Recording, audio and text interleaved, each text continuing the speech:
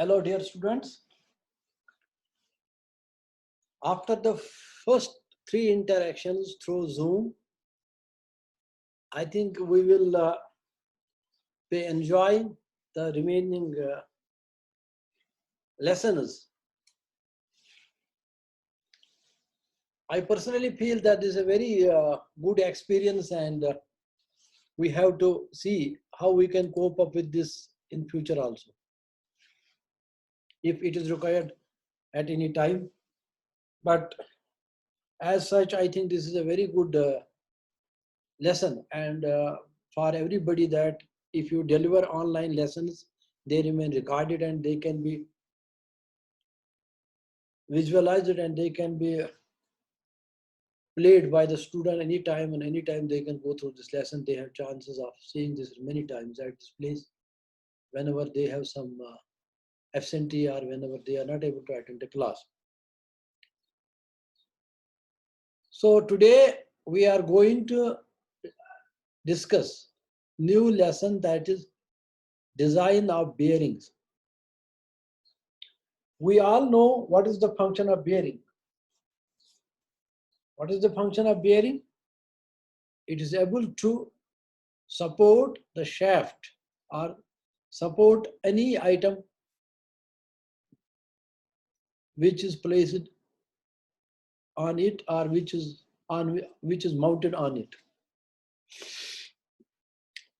So generally the bearings are, we have seen the plain bearings, anti-friction bearings. These are the broad definition of 2 types of bearings. One is the plain bearings and the other bearings are anti-friction bearings. First of all, the plain bearings, which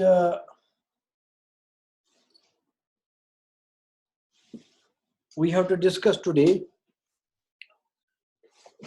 they are also used for supporting the machine elements. And here you can see a geometry of plane surface bearing. So there is journal, okay, then there is the bearing, and you can see bearing diameter is this diameter, and this is bearing clearance between shaft and bearing, or journal and the bearing. Then diameter clearance is denoted by CD, radial clearance is denoted by CR. And this is the housing of the bearing. So this is used to support the shaft which is rotating at some RPM and which is transmitting the power. Obviously this shaft is supposed to withstand torque. So the function of bearing is to provide support to this journal, and then also to constrain the motion.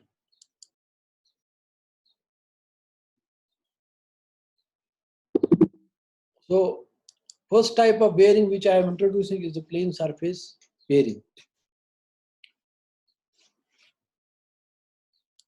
Now this plane surface bearing, short description you can see: bearing type, then description, friction, bearing stiffness, velocity, lifespan.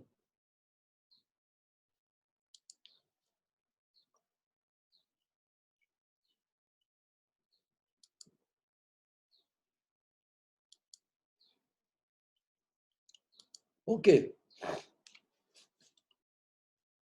So plain bearings and description is given here. Rubbing surfaces usually with lubricant. Some bearings use pumped lubrication and behave similarly to fluid bearings. Friction depends upon materials and construction. For example, PTFE has coefficient of friction in the range of 0.05 to 0.35, depending upon fillers added. Bearing stiffness, good provided wear is low, but some slack is normally present. Velocity is low to very high. Lifespan, low to very high, depends upon application and lubrication.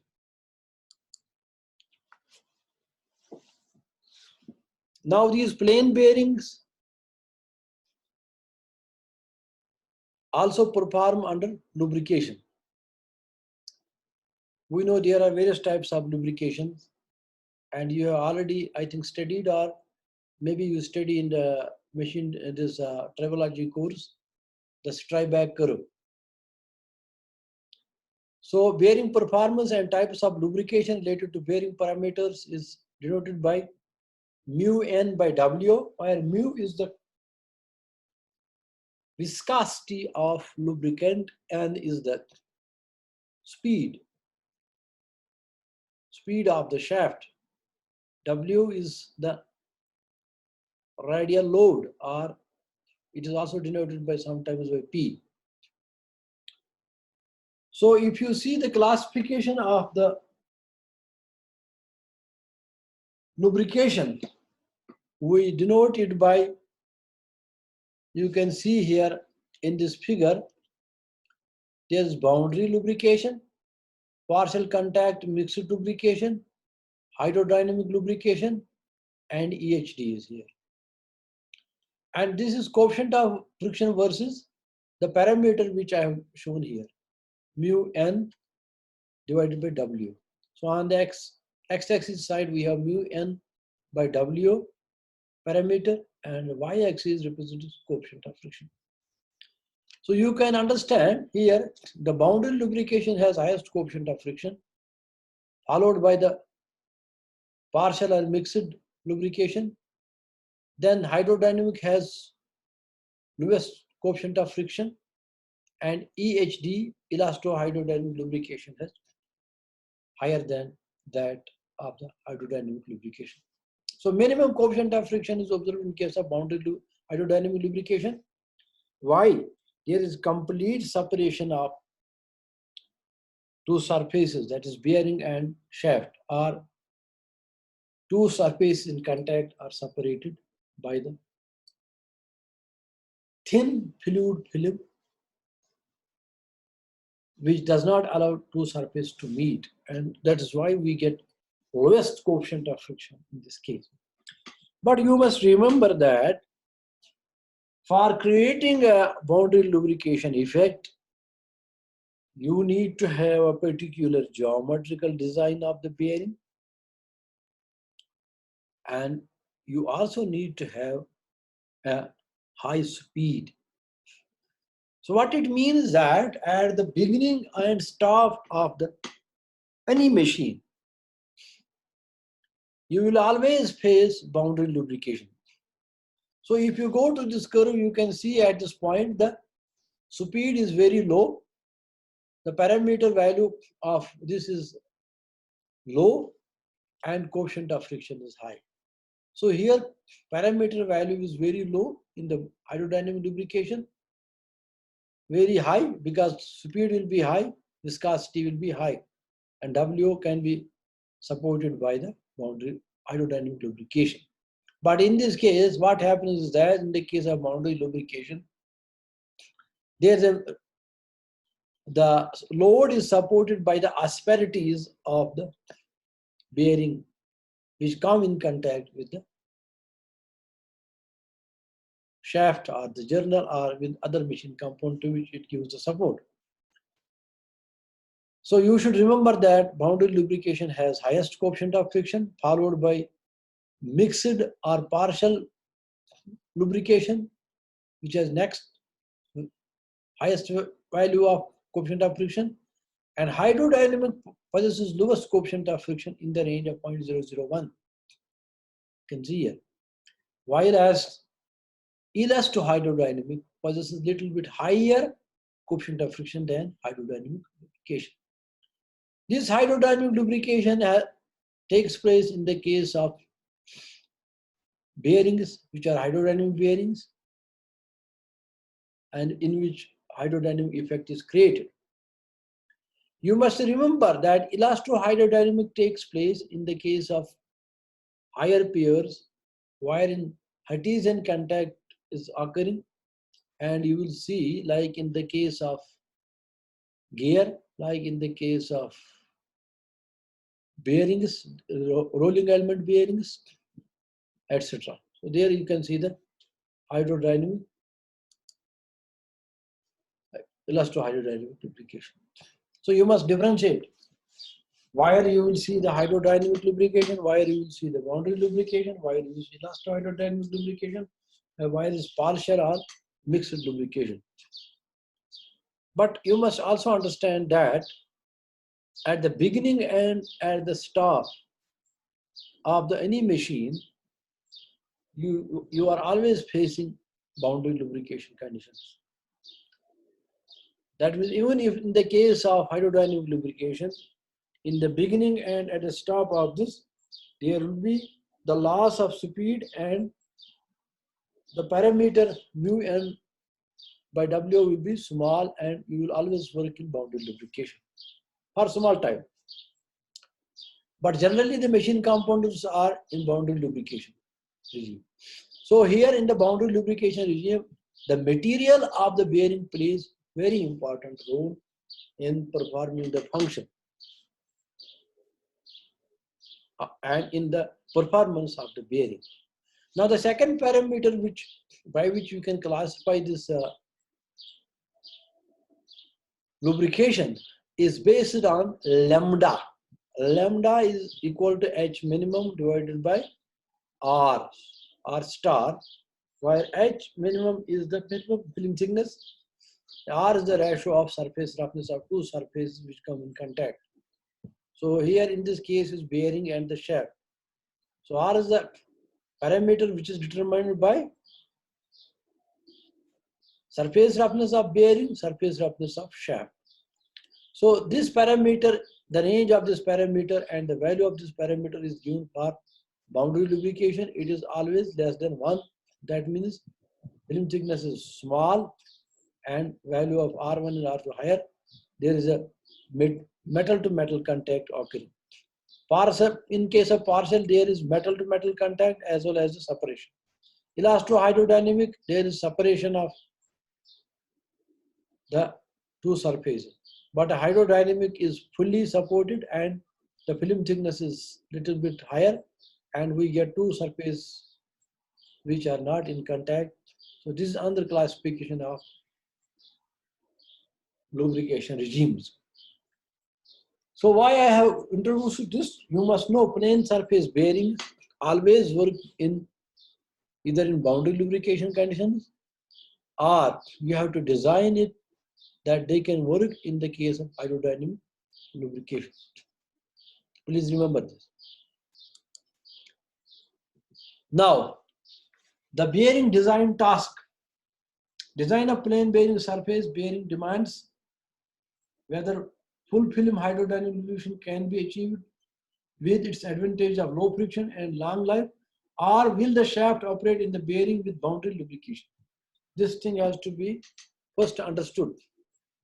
Whether you are having plane surface which has to work under hydrodynamic lubrication condition, or whether it will work in the boundary lubrication condition. So accordingly, the design of the bearing change. Somebody is giving here these things, please stop this. I will, if I find somebody, then I can really not allow him to participate. Anyway, what material will the bearing and the journal be formed from? What dimensions will be specified? What lubricant should be used? Lubrication mechanisms, as I have told you, a given bearing system can operate with any of the three types of lubrication: boundary lubrication, mixed film lubrication, full film lubrication. Bearing requirements. What are the bearing requirements? Magnitude, direction and degree of variation of the radial load, magnitude and direction of the thrust load, if any, rotation speed of the journal, frequency of starts and stops, and duration of idle period. Magnitude of load when the system is stopped and when it is started. See, as I told you beginning also that these bearings work uh, under various lubrication regimes, and you have to see that in the beginning and the end of this, it will work always in the case of boundary lubrication conditions. So magnitude of load when it stops and when it started has to be known to the designer. Life expectancy of the bearing system, environment in which bearing will operate. Okay. Design decisions. What decisions a designer should take when he has to design a plane surface bearing? Now, materials for bearing vis-a-vis shaft, diameter and tolerances are very important. The first parameter is material. Which material you are using for designing the bearing? Please remember this, because you have to see the compatibility of bearing material with the compatibility of shaft material. You understand compatibility is very important. So there should be compatibility between shaft and the bearing material. That is very important.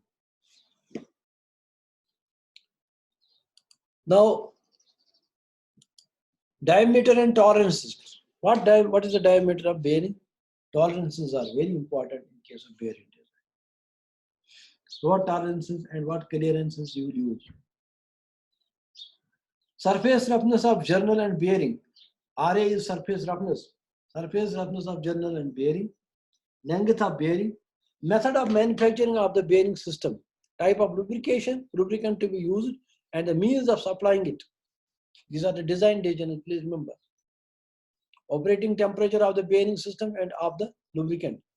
Method of maintaining the lubricant, cleanness and temperature.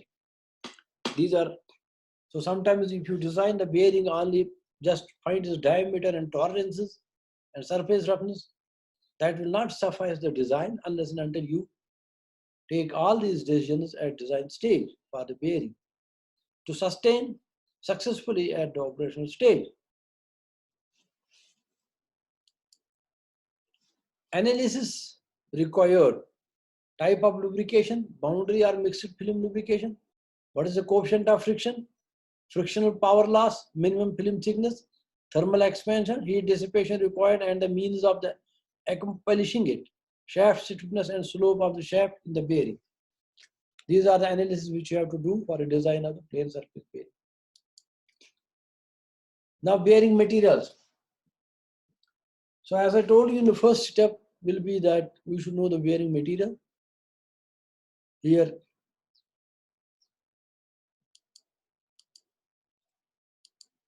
material for bearing, I told you first step is material of bearing. So for that, you have to first see bearing materials which are available to a designer. Now we have the first material which is most commonly used for the bearings. That is bronze.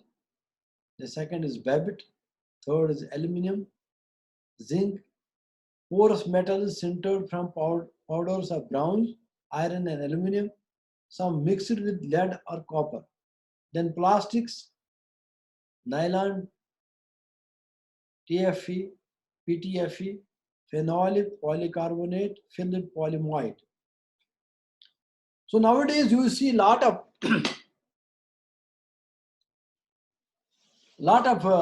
bearing materials available in the market, because these bearings has to withstand now very high temperatures, and sometimes they have to be used for maintenance fee bearings, sometimes to the hazardous environments and also to the environments wherein you will not provide a lubricant. So you have to design material. New materials are coming for a design of the plane bearing.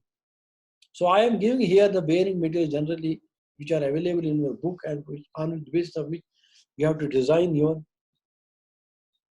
all bearings. So mostly we have bronze, babbitt, aluminum, zinc, porous metals, because this powder metallurgy is changing the scenario of plane bearings. Even casting is used now to develop bearing materials. So plastics, you can see these bearings are now also available in the market and used in the various applications. Now, this is a very typical example of multi-layer bearing. Why should we have multi-layer bearings? Because it has to provide various functions. So you can see top layer is tin lead, then copper lead, then the steel. So this is steel backing. This is the backing of, and on which you have to apply two layers, copper lead and tin lead, multi-layer. So have different functions. Tin can provide one function, and the copper can provide another function to the bearing. So that's why we have multi-layer bearings. We have sometimes also some more layers added here. So that gives the bearing, makes the bearing multifunction bearing. Now fatigue life as a function of Babbitt layer thickness. So you can see here, if you have bimetal, then the fatigue life is going like this. If you have trimetal, it is flat like this. Layer thickness versus fatigue life. So layer thickness is low, fatigue life will be very high. If the layer thickness increases, fatigue life also decreases. Now design requirements. What are the design requirements? First design requirement is it must have compressive strength, fatigue strength, embeddability, compatibility, corrosion resistance, conformability, wettability. So these are the various terminologies which are used as a design requirements. Compressive strength of the material should be high, fatigue strength should be high, embeddability should be high. That means we should be able to absorb the contaminants in it, which come across the lubricant. Compatibility means compatibility with the shaft material. So bearing material, if it is strong but does not have compatibility, it will not long or longer life. Corrosion resistance is very important because these have to work in corrosion environment. Conformability, that means it must be able to withstand misalignments, etc. Wettability, that means good wettability for better lubrication. Properties continue: high thermal conductivity, low thermal expansion, low coefficient of friction, relative hardness, availability, cost, elasticity, availability. And this is double here, availability. And also it should have high wear resistance. These are the properties of material, desired properties of the material. Commonly used bearing materials are given here. You can see tin-based Babbitt, lead-based Babbitt, copper lead materials, and these are their properties. Load capacity, maximum operating compatibility, conformability, embeddability, corrosion resistance, fatigue strength. So these are the various materials given and their properties. So you can make a judge of this, which material is better suitable for a particular application whenever you have to design the plane surface bearing. Applications of different materials of plane bearings. Cast bronze, it possesses a good combination of properties for such use as pumps, machinery, and appliances, home appliances. Cast bronze. Now Babbitt, because of their softness, Babbitt's have outstanding embeddability and resistance to seizure and are often applied as liners in steel or cast iron housings. These are the various applications of different. So you can design the plane bearing of this material for particular application. The guidelines are here. Aluminum with the highest strength of the commonly used bearings material. Aluminum is used in severe application in engine, pumps, and aircraft. Now, aluminum silicon bearings are mostly used. Aluminum silicon bearings. They are mostly nowadays used in case of